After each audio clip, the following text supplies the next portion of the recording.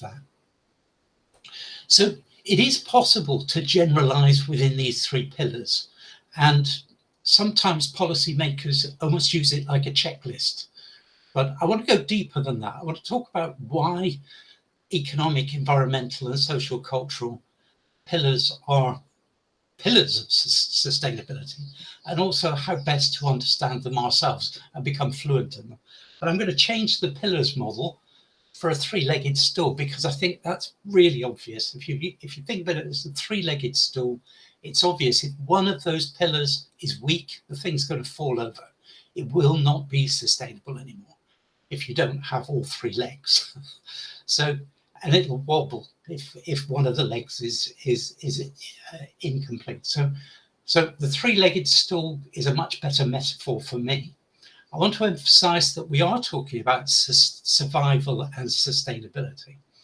And within this particular context, we need to think about the things that are most relevant to that. And for most people, they're already aware that they need to use less plastic bags, for example, disposable cups, plastic water bottles, all of these things that have entered into the consumer market and have implications for both carbon footprinting, but also pollution into the environment, the plastics that are accumulating in the seas, etc.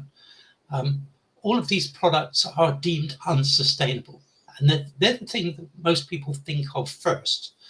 But those three pillars first developed in 1987, and there was very little awareness of these the issues of disposable cups and microbeads, etc. at that time. What people were much more concerned about in that context were some of the public sector finance projects, so things like high-rise housing, decisions that were being made at a local level on the basis of mostly economic criteria.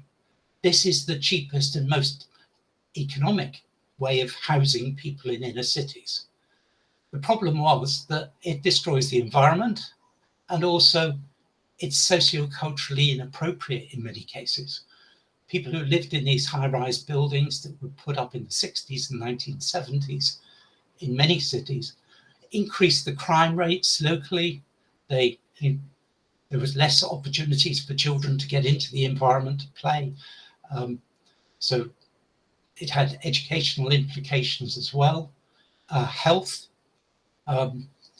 less exercise, all of those things had to be considered as well.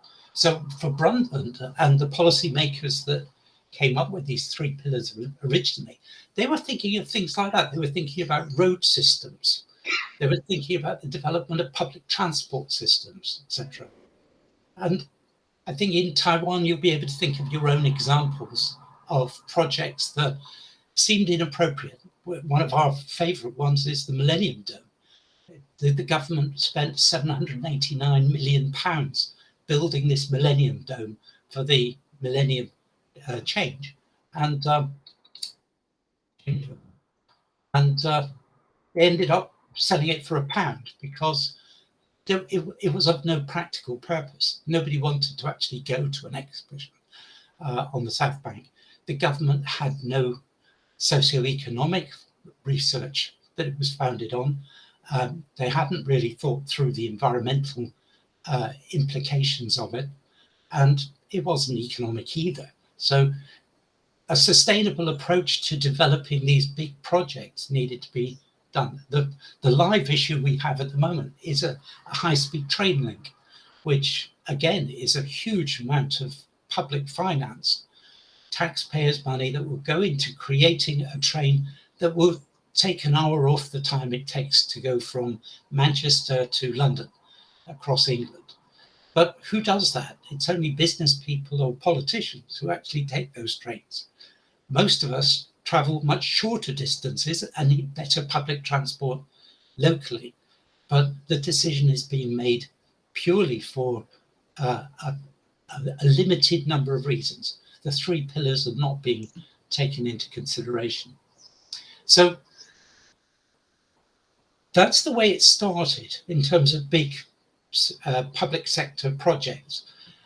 In terms of day-to-day consumption, the government is providing guidance for consumers on buying the things, household goods. So, for example, washing machines, ovens, equipment that you'd use in the home are labelled according to what their carbon footprint is, both in their manufacture and in the running of them. The most important feature of a washing machine, for example, for washing clothes, is the temperature of the water that is required to wash the clothes. The temperature the requirement for heat on the clothes depends on the detergent you're using. You can use a lower temperature if you're using a more powerful detergent. Also, the actual washing action has an effect on that as well. So the design of washing machines that use lower temperature waters and better washing actions and conserve the clothes as well are all features of consumable, sustainable consumption in the home. And in preschools, one of the areas, and schools, one of the areas in which we're developing sustainable practice in education, increasingly in England, is for the school or the preschool to measure its own institutional business carbon footprint.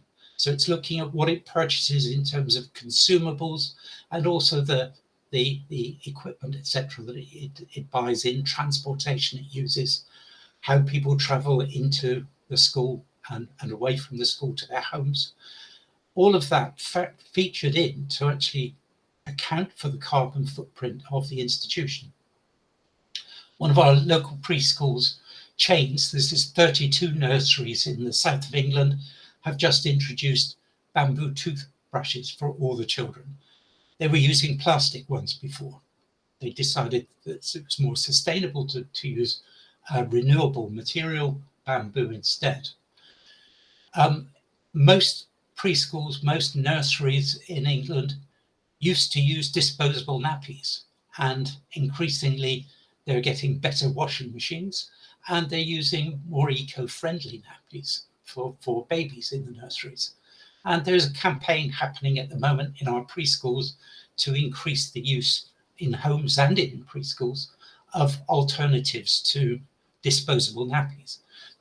These are challenging, these are really challenging ideas, but they're crucially important to sustainability because the number, when you look across a whole population of nappies that are consumed on a daily and weekly basis is enormous, and the implications for waste disposal is also enormous as well. In terms of the purchasing, there are more eco-friendly cleaning fluids, detergents. Obviously, the packaging and non-plastic products are important. The energy suppliers, increasingly people are choosing which company to buy their electricity, their gas from according to their sustainability.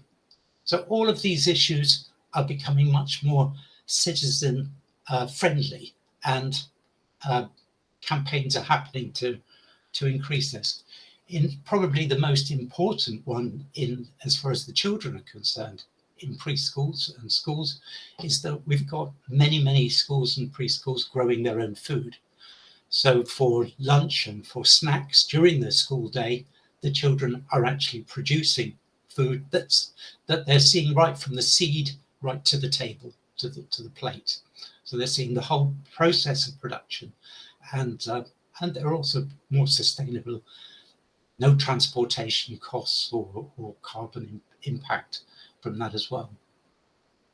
So there are various practical implications, and I'll talk much more about those activities that we do with children in future sessions. But they're all to do with these three pillars and ensuring that you're looking at, but not just the economic, but looking at the social cultural implications and also the environmental ones as well. What we want to do is to talk more about how education is defined as an ecological activity, and how learning happens ecologically. And probably the first place to look at that theoretically is in terms of the work of Bronfenbrenner. Bronfenbrenner defined the influences on the child as being individual, to do with their sex, age, health, etc. But then studied researchers and has encouraged decades of research now on studying the microsystem of the child's education, the family, the school, their peer group, the neighborhood influences, religious groups, etc., health services, all those immediate close impacts on their education and learning. And then expanding outwards to the wider system and taking into consideration the influence of the child on from the mass media, from neighbors, from legal services, etc., and over time as well.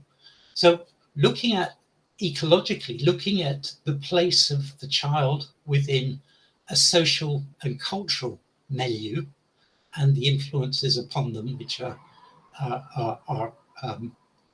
represented by these concentric circles of influence, is a good starting point. And the most obvious thing that we need to look at first of all is, if we really want to have an educational impact on the child, we need to engage as much of the microsystem as possible. And research evidence confirms that the biggest single influence on children's learning outcomes is the family. It's the home learning environment. It's not the school. The school is a secondary influence. Sometimes the schools can compensate for a home learning environment that is limited, but the biggest single influence is actually the family. So the school, if it wants to have an impact on children's learning, needs to engage with parents and gain the support of parents in education for sustainability. There are so many different arguments about this that are persuasive, I think. The most obvious one is going back to behavior changes. If you tell a child to do something, they may be able to repeat what you've taught them, but if you want to change their practice, you have to show them. They have to do it, to embody it. The sorting out of waste materials so that they can be recycled. They need to actually think about which item to consume, which is more sustainable themselves, before they can apply that. And a lot of those decisions are being made in the home. So influencing the parents and their behavior is going to have a direct or bigger impact on the child than actually just talking about it. What Bronfenbrenner argued is that development takes place through a process of these interactions, these reciprocal interactions between the biopsychological human organism and the person's objects and symbols in the immediate external environment. It's actually a biological model.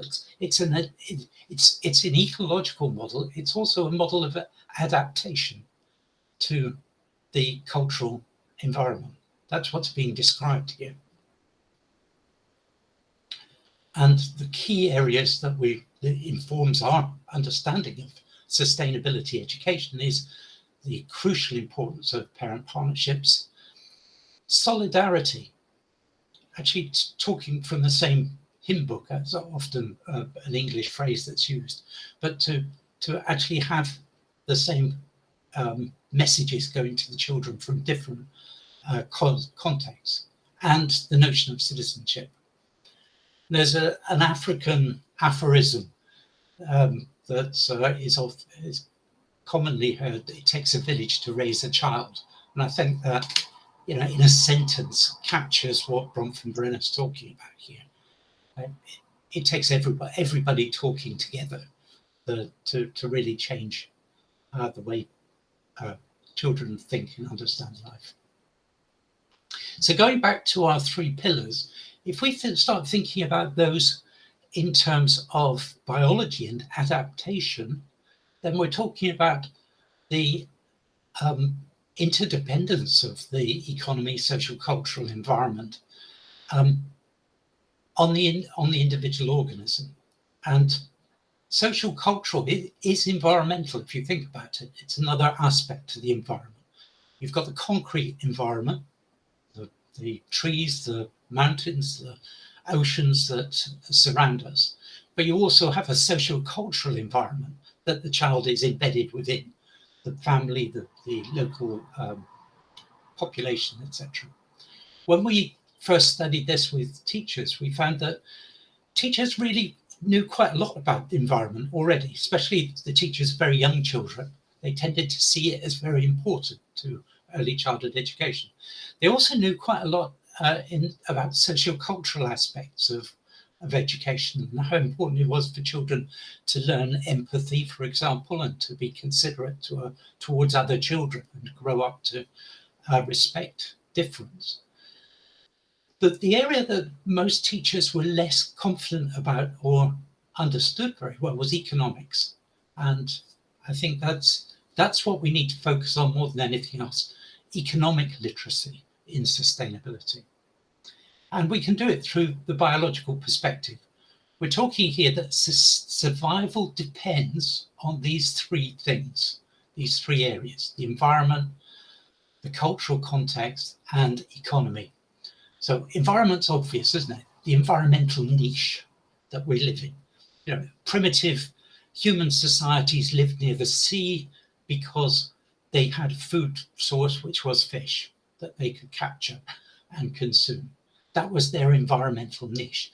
Now we've become a much more global village. We've become much more complex now and interrelated. So our human population isn't dependent on an environmental niche entirely.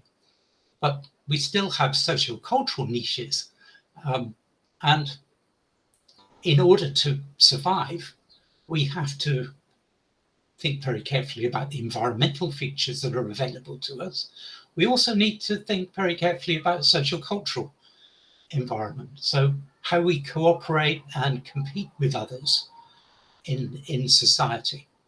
Now, if we think of this in terms of non-human or beyond Homo sapiens, other species, then we're also talking about how they fit in with predators and prey. You know, how they actually live within a context of other species and not just their own. The only reason we don't think about that so much now is because we're at the top of the food chain. We don't know how long for, but that's our situation at the moment. But as I said, the area that is less clear to most adults is the economy part. And it's a definition of economy that's missing, I think. It has to be recognized that all living organisms have to sustain their energy and their nutritional resources. They have to judge the potential payoff of different actions on their environment and their socio-cultural context. And that means being economic.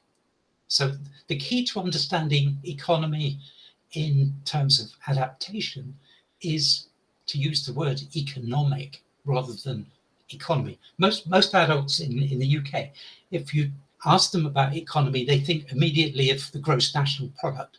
They think about how much money there is. They don't think of economy as being something to do with being economic. But economics, as it was originally defined as a science, is a science of scarcity. What economists are dealing with is the fact that human needs and desires are infinite, but the products that we consume are finite. So it's a matter of allocating finite resources to infinite needs and desires. And that's what economics is all about, that scarcity. And sustainable economy is one shared by all living organisms. So it's often biologists actually talk about it as the universal imperative. You have to be economic to survive. If you're a squirrel, you have to bury some of your nuts so that you can eat through the winter. You know, it's a totally natural process. And this three pillared model is a representation of biological adaptation. It is the ecological model. We're applying it at the level of policy and of consumption, but it's true of every organism, of life itself.